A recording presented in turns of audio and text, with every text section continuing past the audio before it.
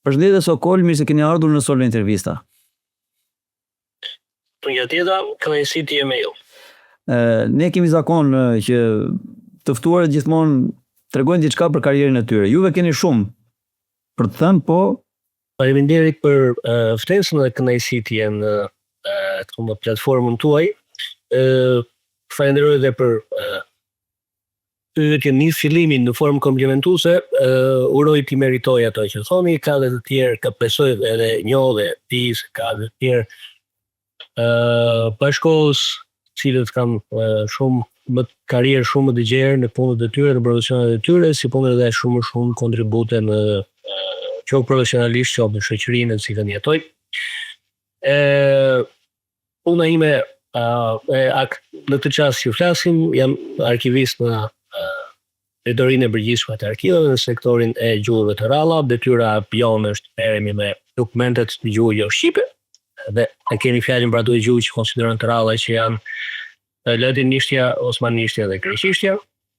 Për të mbërritur deri këtu, më është dashur të kryej fakultetin e gjuhëve të huaja në degën greqisht në Universitetin e Tiranës, më pas një studim pas universitar të nivelit master në Universitetin e Jonit, fakulteti i historisë të përfuz të greqisht, e më pas presë e kohë pas studimeve, pas mbylljes së ciklit të masterit, fillova punë në drejtorinë e përgjithshme të arkivave, ku jam ende tani. Nga ana tjetër, më tan kësaj zyrtare, atëherë kur mundem, kam kohën dhe kur kuptoj se duhet për marr pjesë edhe në për revista apo në për konferenca me kontribute shkencore, ai s'ka mundem në punë shkencore, e cila ka si qendër të shkrimet apo libra të shkruara greqisht që ndodhen qoftë në Shqipëri apo që lidhen me Shqipërinë. Veç kësaj, merrem prej, nuk e di tashmë vitet se sa janë, nuk janë bërë kaq sa nuk janë më të rëndësishëm se sa janë. Merrem dhe me përkthimin letrar, përkthej nga gjuha angleze dhe nga gjuha greke drejt shqipes. Po, jam kurios di, po mbas edhe publiku, se si organizohet puna në një arkiv. Sidomos ai shtetëror që shumë i rëndësishëm. Qëtor, duket ndonjëherë sikur puna në arkiv është punë gjithmonë interesante. Në fakt është më pak romantike nga sa duket, edhe ka dhe ajo ritmin e vet, si gjithçka tjetër, ka dhe monotonit, atë përmasën monotone të saj. Nuk është nuk çdo ditë një zbulim i ri dhe nuk është çdo ditë fishek zjarre që të shpërthejnë brenda kopës. Sigurisht që ka shpesh. Këto fishek zjarre varen jo vetëm nga lënda me të cilën punojmë, po varet edhe nga procesi i punës që kryhet secili. Jo të gjithë merren me dokumente, jo të gjithë merren me atë që dokumentin që përmban edhe emocionin apo përmasa romantike që zakonisht i veshim këto arkivave që bibliotekave. Puna në arkiv është në njëra anë disiplina, si është punë tjetër, paraqit që janë në kohën e duhur dhe largimi në kohën e duhur nga institucioni. Puna burokratike që ka çdo punë, dhe nga ana tjetër puna me dokumente. Qoftë përshkrimi për ata që merren. Po e qoftë përshkrimi i dokumentit, qoftë përgatitja e mjeteve të ndryshme kryqëzore, kalimi të dhënave në sistemin online, në fillim ishi shikueshëm vetëm nga arkivistët, derisa tekst procesi punës ketë ardhur në çastin ku duhet të bëhet publik dhe mund të i përmbush kriteret për publik. Punë burokratike të ndryshme, shkresa, kthime përgjigjesh, shkresa të brendshme, shkresa të jashtme. Dhe i përmas tjetër është edhe promovimi, me të cilin drejtoria e përgjithshme e arkivave filloi diku pas periudhën e 2016-2017, procesin e kam parë edhe nga brenda. Është ky një proces interesant, por merret me dokumente që tashmë janë të përpunuara, jo me ato që janë. Janë proces, po. Filloi punë enciklopedike, jo gjithmonë thjesht, jo gjithmonë e pa kritikueshme, por është mrekullueshme. Atëre, paleografia, pse është kaq e rëndësishme pse duhet studiuar? Paleografia është shkenca e cila është një nën disiplinë e filologjisë edhe e historisë librit, e cila merret me fazat e ndryshme dhe zhvillimin e shkrimit në periudha të ndryshme. Paleografia vlen për të gjitha gjuhët, por tani dalë që nëse nuk mund të merret një njeri me të gjitha gjuhët, fillojnë njerëzit dhe specializohen në një apo në dy gjuhë të ndryshme. Kësaj ka nga ata që merren latinishtën, ka nga ata që merren me osmanishtën, unë merrem me paleografi e greqisë, ose jam trajnuar. Është rëndësishme sepse paleografia ofron njohuri të mjeteve shkencore për të kuptuar jo vetëm tekstin, atë që është shkruar, por për të kuptuar në fillim autenticitetin, për të kuptuar periudhën kur nuk e dim, për të kuptuar cilët janë njerëzit që kanë shkruar, cilët janë ata që kanë prodhuar tekstin. Mëtej një tjetër nën disiplinë e paleografisë, që është kodikologjia, në ndihmon të kuptojmë arkeologjia e librit së ndryshme, kodikologjia. Në ndihmon të kuptojmë, marrim informacione në mënyrën se si është ndërtuar dokumenti ose si është ndërtuar bëllimi. Dokumentet jo gjithmonë janë. Është e rëndësishme pikërisht sepse na ofron atë përmas në cilën nuk na jep vetëm këshyrja e tekstit. Nëse do të merrni një tekst të zbardhur, transliteruar dhe të botuar, nuk do të kishim informacionin që na jep teksti që kemi në origjinal, sepse nuk flet vetëm teksti, flet edhe mënyra se si është prodhuar teksti. Kështë procesi që na ka çuar tek ajo sipërfaqja që është shkruar me informacion që në përmasën e parë është informacion filologjik, fiqur, por mëtej është histori e mëtej mund të analizohet në shqetësime të tjera. Ama nuk e ngërthejmë dot përmasën e plotë të tekstit nëse nuk e këshyrim atë dhe nga këndvështrimi i paleografisë. Po si mendoni ju, a duhet punuar më shumë për ruajtjen e trashëgimisë së shkruar? Referuar kod digëve, tyre të Beratit e tjerë.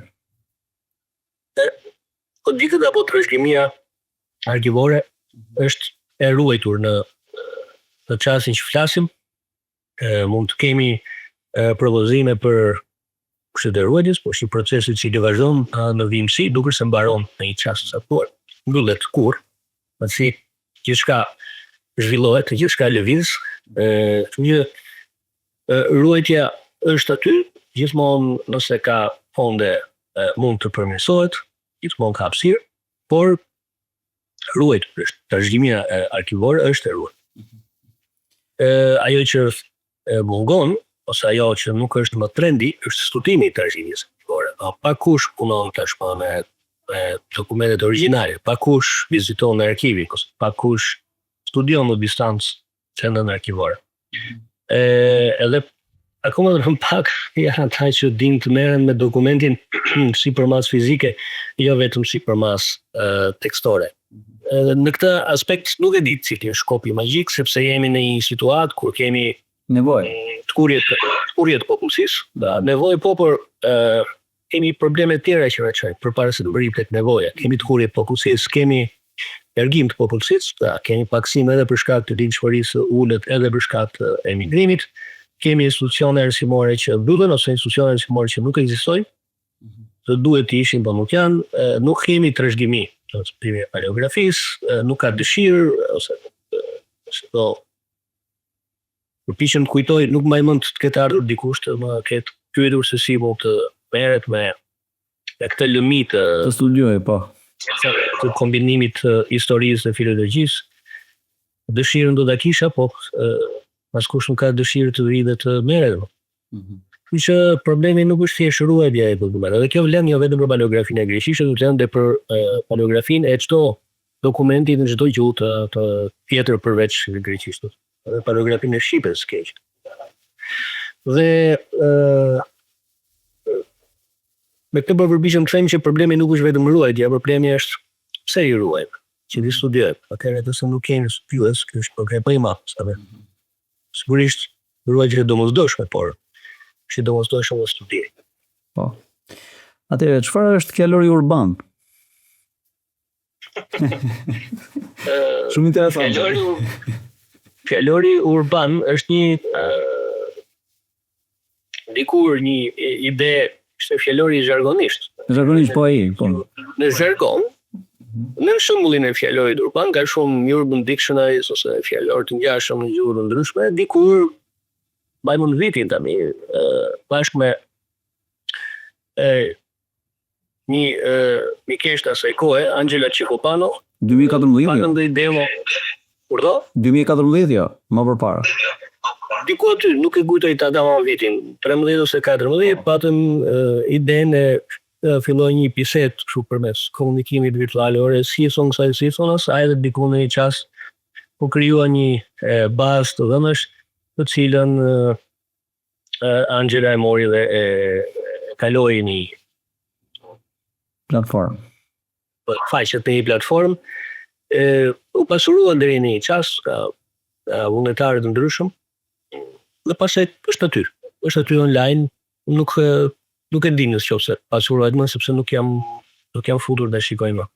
Ose shikoj rrallë ndonjëherë kur dua një fjalë, po nuk e kam verifikuar a ka shtesa apo nuk ka.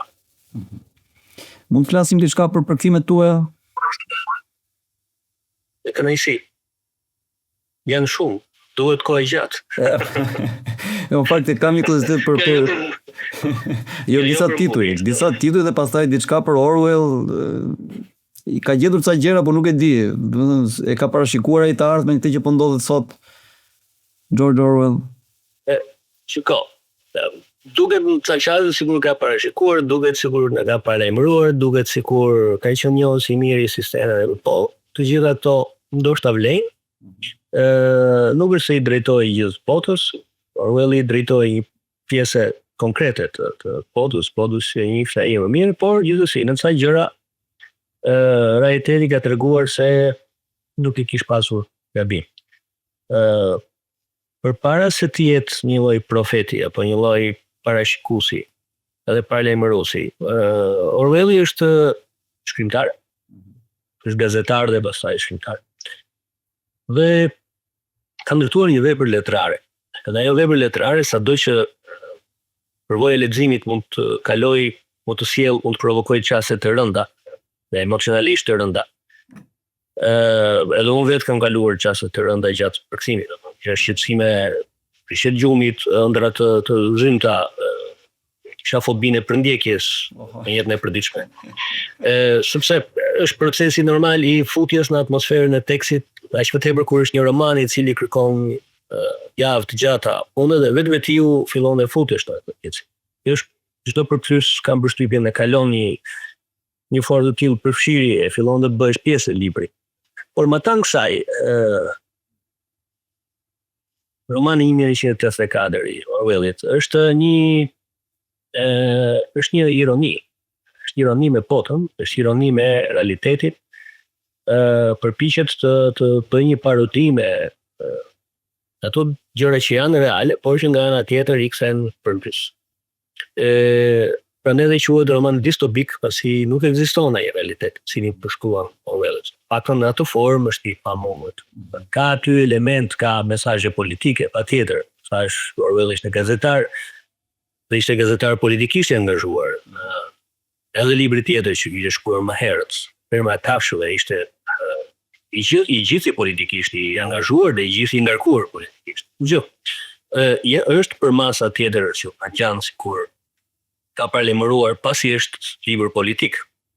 Por mbi të gjitha është një roman më i mirë se Mesatari, ndoshta nuk është i shkëlqyer, ka probleme teknike, por gjithsesi është një roman shumë i mirë i cili flet në disa mënyra të ndryshme. Zakonisht kjo shtresa e profecisë e paralajmërimit, shtresa më e cekët si përfaqësorja, por ka shtresa të tjera. Nga përkthimet tuaja përveç Orwellit, çfarë do të veçoni tjetër? Çfarë do të kujtoni si më shumë vlerë? Më kanë shijuar në nuk është se ndaj dot të them të drejtën. Më kanë shijuar përvoja e punës me antologjinë e poezisë bashkëkohore greke, botuar në vitin 2021 nga shtëpia botuese Berg. Më kanë shijuar përkthimet nga autorët klasik, Euripidi dhe Sofokliu, Antigona, Edipi Mbret, Medea, me shpinë botuese Albas, edhe epigramet erotike, edhe poezitë e Safos, po nga Albasi, më kanë shijuar një jenet përkthyer s'maj më ndesh kur 22 diku aty nuk po i marr me radhë, ti them të gjitha përkthimet. Më kanë shijuar të gjitha përkthimet. Ai që më ka lënë atë mbresën, ndoshta edhe nga që është i pari vëllim ka qarkulluar në përkthimin tim, është Zemër vërtitse nga Donald Ryan, botuar po nga botuese Peggy që ka botuar edhe dy librat e Povellit. Donald Ryan është përveç se i pari libër, është edhe ai që më futi në të ullën, cilën vazhdoj të përpiqem të pares. Atëherë mund të thoni diçka për aktualitetin shoqëror në Shqipëri sot. Çfarë ndodh në shoqërinë shqiptare? Kam frikë të flas për të gjitha temat. Fola për arkivin, paleografi, histori, për përkthimin, lehtësin. Mendimi juaj, po themi do ta deproj duke dhënë mendime lënia mbi gjithçka. Por i prodhoj me pak fjalë atë që para pak ditësh dhe shkrova dhe qarkulloi në një artikull. Ajo që po ndodh sa në një mënyrë ndoshta romantike, po që nuk është e pavërtet. Kemi një kategori qytetarësh të cilët rezultojnë të jenë pak më të kultivuar edhe më të përpunuar, më të qytetëruar se sa ajo pjesë e politikanëve që i drejtojnë, ajo pjesë e politikanëve që i qeverisin. Nuk vlen për të gjithë politikanët dhe për të gjithë qeverisi, por për pjesën më të madhe, ose të paktën për pjesën më të rëndësishme të atyre i qeverisin. Teksa qytetarët kërkojnë kthim të vëmendjes tek e mira publike, kthim të vëmendjes tek ajo që është kolektive, ajo që na shërben të gjithëve, na vlen të gjithëve, dhe në të njëjtën kohë respektim, ndoshta respektim 100% nuk e di është e mundur, por respektim më të mirë të ligjeve dhe rregullave që ka vendi.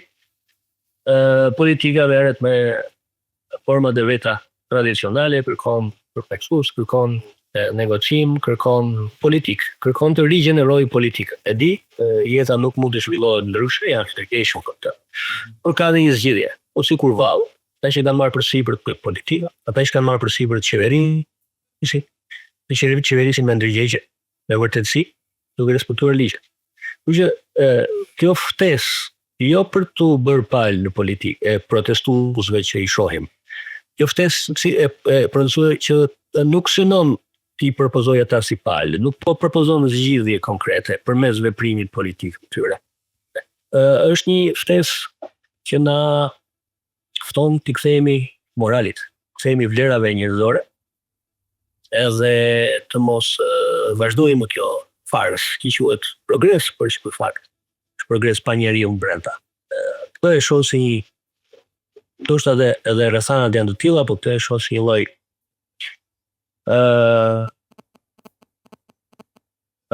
iluminizmi, jo.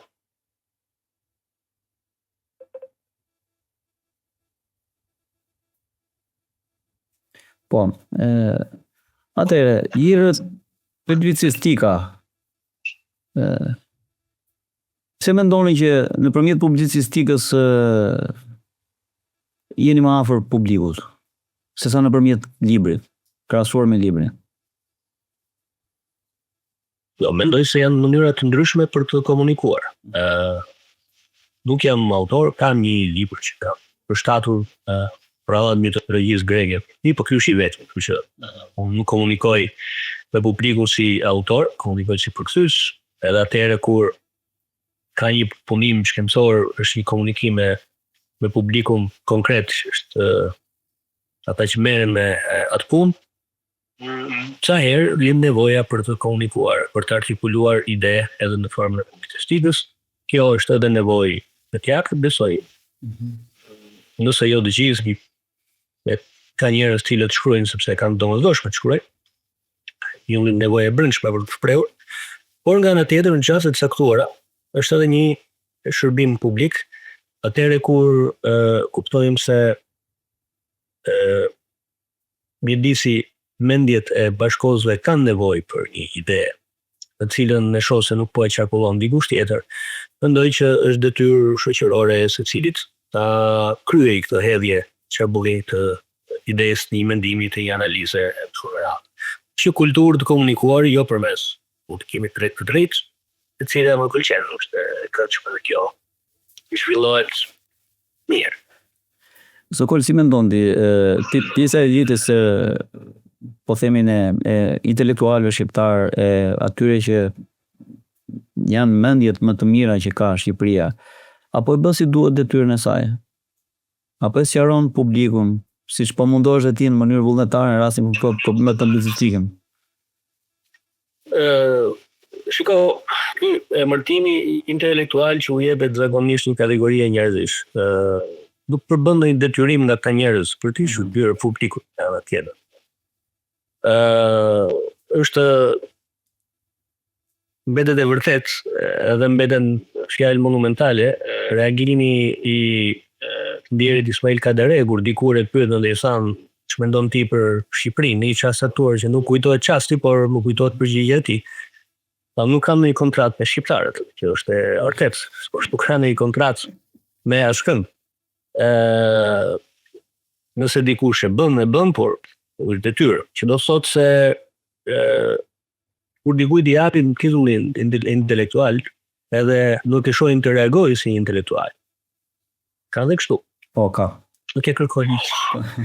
Sigurisht, në kohëra të caktuara, në çaste të caktuara, është mirë që ata që munden, ata që dinë, mbi të gjithë ata që dinë, jo vetëm që munden, të reagojnë dhe të marrin përgjegjësi, por kjo nuk është gjithmonë e realizueshme, që vetëm njerëz. Sokol, jemi në fund bisedës, çfarë mesazhi ke për publikun? Shpresë, më shumë shpresë, edhe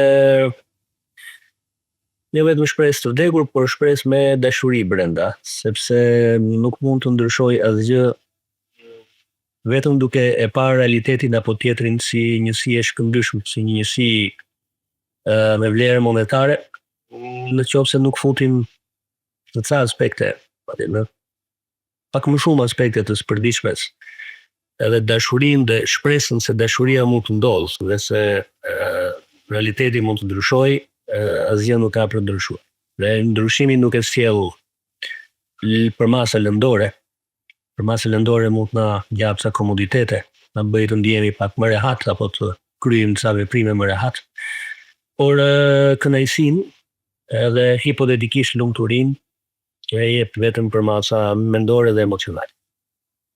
Të gjë pak më shumë emocione do të bënin mirë të gjithëve. Falenderoj Sokol për bisedën, të uroj suksese, sa më shumë libra të përkthyer për ndriçimin e mendjeve të shqiptarëve, edhe sukses në punën vazhdim. Shumë faleminderit. Faleminderit, ishte kënaqësi, edhe ju me intervistat e radhës.